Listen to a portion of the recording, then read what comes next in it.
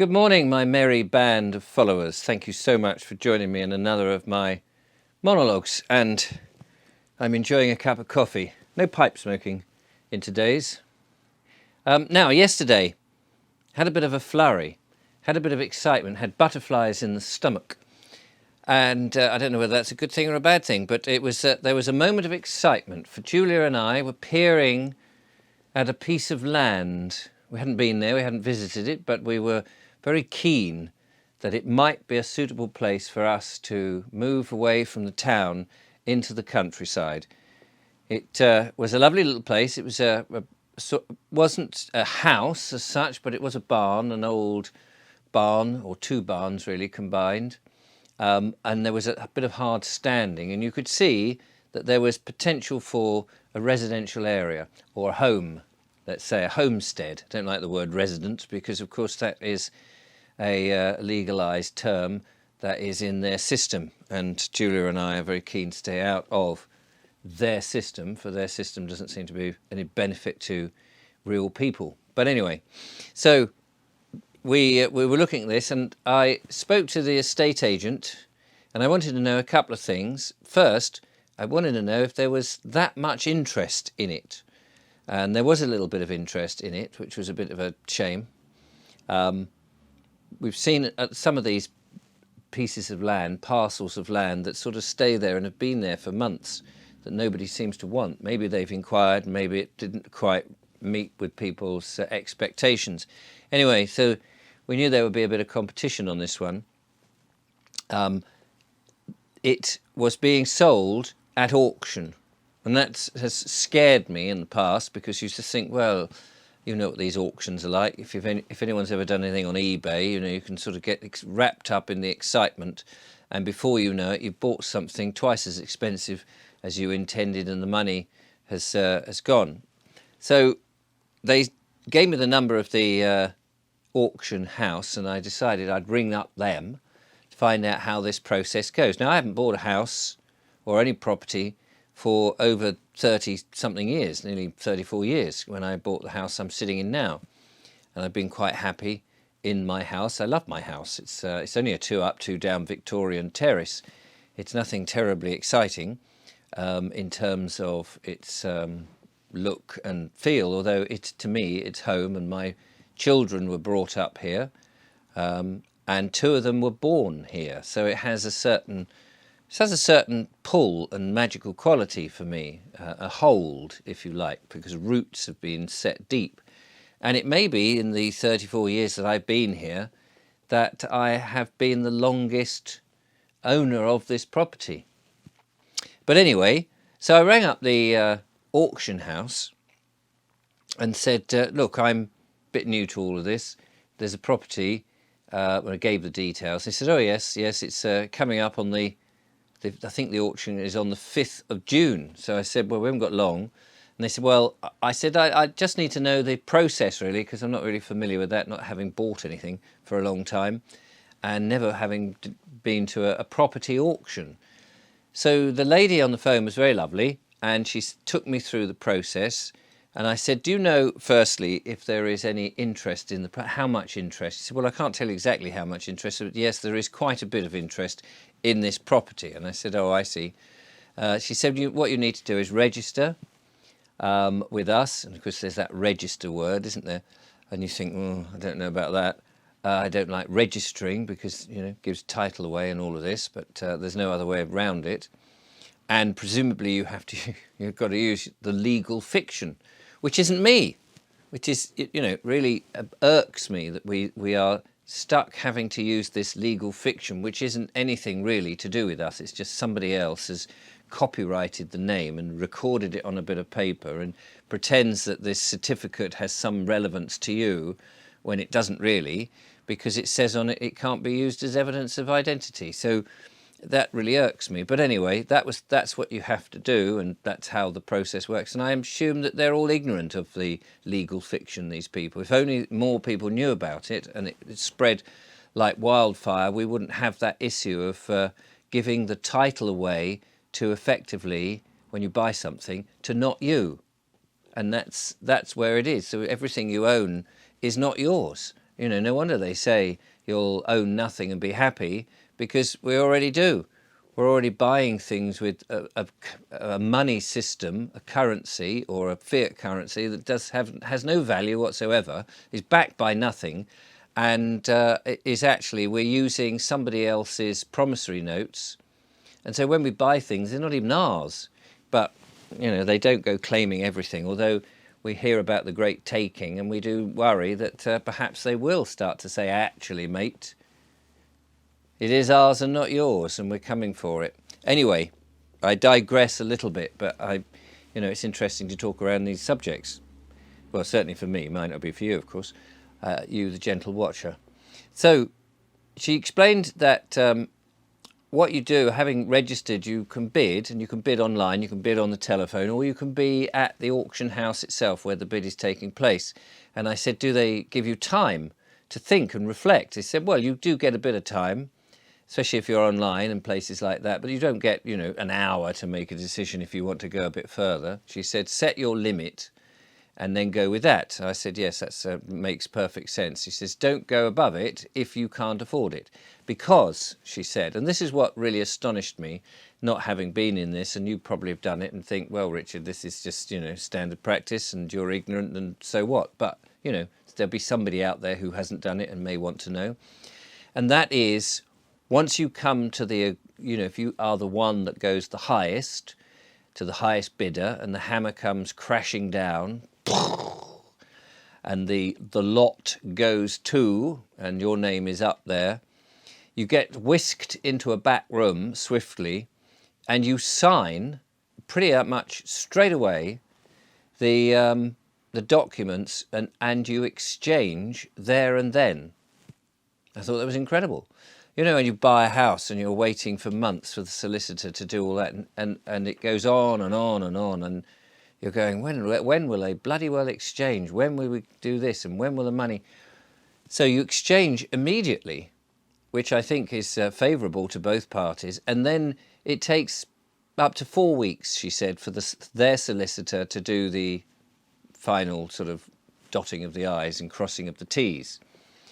And then you can take possession, which is marvellous. Of course, you have to put down something like £10,000 deposit there and then, and then you have to, you know, make some legal declaration that you have the money to pay the rest. I don't know how mortgages work within this. You've got to have the readies, and also there was I think it was £1,500 auction fee. That's for their service, which ain't too bad when you consider an estate agent and what have you. They always take 10% or 5% or whatever it is, or 2%. I can't remember what it is now. It's been a long time since I've been involved in that sort of thing.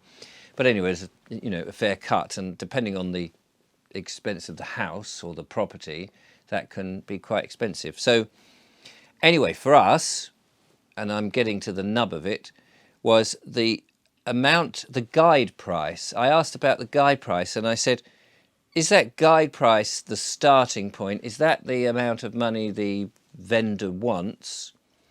Or do you start a bit lower and work up to that, and then, you know, maybe it goes up a little bit more? And she said, no, that's the starting price.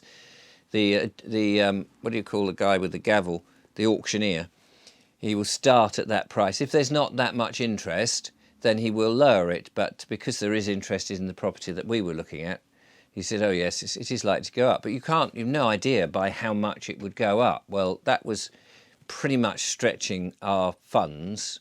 So I figured, you know, if it goes up by another £20,000 or £30,000, we'd have no money to build cabins or buy a caravan or do up the place. And so that would stymie us right from the start. And, you know, you're legally got this white elephant, which you can do nothing else with. And you'll just sort of, you know, go there at weekends. And it's a long old distance from us, it being in the West Country. Oh, no, you mean nice farmland there. So that put us off. And then there was another thing that put us off, is there was a footpath going across it.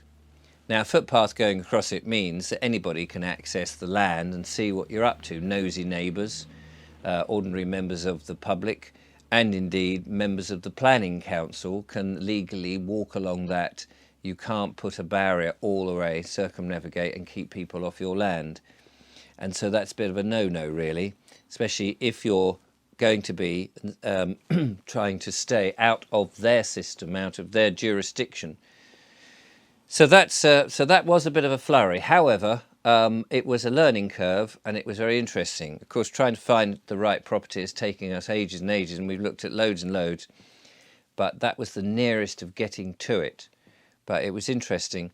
And I just want to finish off by saying, you know, seems to be online at the moment quite a lot. I don't know if you've noticed, but I guess once you start looking at other YouTube channels, more and more of the similar niche comes up. There seems to be a lot of off-grid advice and, you know, sort of small-scale farming or smallholding type thing, and buying land, you know, and all of this. And of course, it does say everyone's sort of either trying to sort of stay within the planning laws or legal framework, or they're trying to find ways to get round it and buck the system, because the system stinks.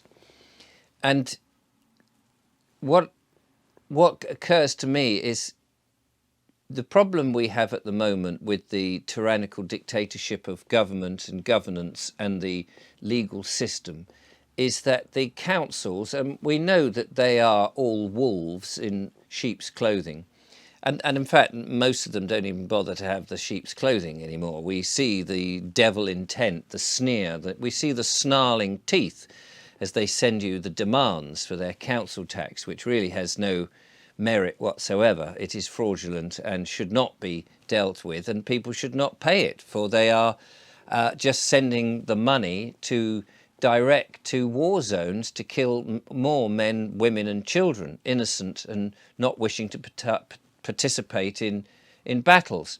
Yet people cannot see it, and they are fearful of the bailiffs coming in, who also have no rights to come and enter your house or even present their fake paperwork, because they do not have a wet ink signature from a real judge, because it doesn't go to a real court. Anyway, all of that aside, in the new world that we shall be building, and let's not be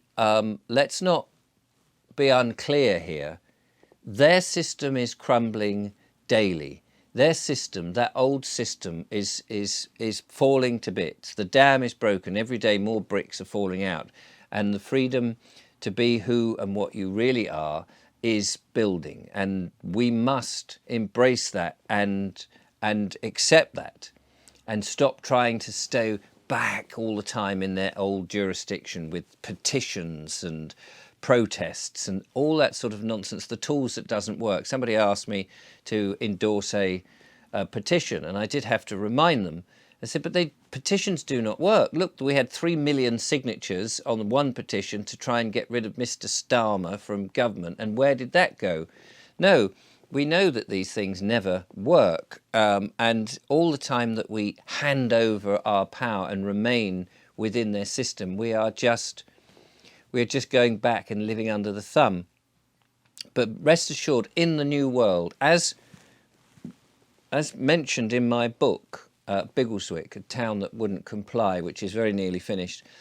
In the new world, we want councils, we want some form of administration, we need some guidance and some basic rules in which to look after. But we want councils not to be there to say no to everything, particularly planning, and preventing you from living on the land and doing what nature intended, or what God intended, if you like, or the source or the universe, whatever you want to call it.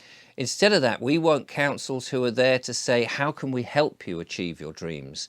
How can we make it work? Clearly, we don't want people to just set up on the landscape, the beautiful English landscape, Irish landscape, Welsh, Scottish, whatever, wherever. We don't want them to sort of set up with any old rigmarole, so in the end you end up with what looks like detritus or shanty towns, Clearly, we want to keep the aesthetic of this country, but we need to be able to allow people who wish to raise animals, to grow food, to be independent, to be self-sufficient, to be able to do that. And the councils, as public servants, as our servants, ought to be saying, yes, of course, we're here to serve you. Yes, of course, we will do everything to make it happen.